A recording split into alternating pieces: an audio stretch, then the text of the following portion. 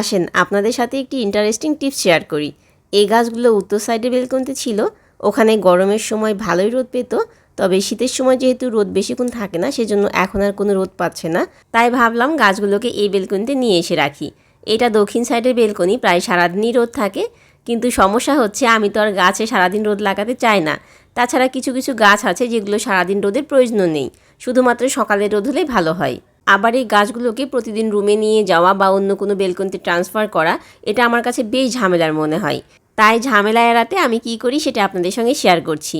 এই যে দেখতে পাচ্ছেন পুরনো বেডশিট, ওইটা গ্রিলের ওই পাশ দিয়ে দিয়েছি। বিশেষ করে যেই সাইডে ইনডোর প্ল্যান্টগুলো আছে ওই সাইডে বেডশিটটা দিয়ে দিয়েছি, যেন দুপুরের কড়া রোদটা গাছে না লাগে। সকালের যে মিষ্টি রোদ বা বিকালের যে রোদ সেটা আমি গাছে লাগাই, বাট দুপুরে কড়া রোদটা গাছে লাগাই না। এগুলো ইনডোর প্ল্যান্টের কথা বলা হচ্ছে, আপনারা আবার অন্য কোনো গাছ মনে করেন না। যেগুলো রোদের গাছ সেগুলোতে সারাদিনই রোদ লাগবে, এটা আর বলার অপেক্ষা রাখে না। যাই হোক, এটা আমার প্রতিদিনের কাজ। দুপুর 12টার দিকে কাপড়টা লাগিয়ে দিই, আবার 3টা থেকে 4টার মধ্যে নামিয়ে নিই। তো আজকে ভাবলাম এটা আপনাদের সঙ্গে শেয়ার করি। যারা দুপুরের কড়া রোদ নিয়ে পেরেশানে আছেন তাদের একটু হলেও কাজে লাগবে। আর হ্যাঁ, প্রতিদিন কিন্তু পানি স্প্রে করতে ভুলবেন না।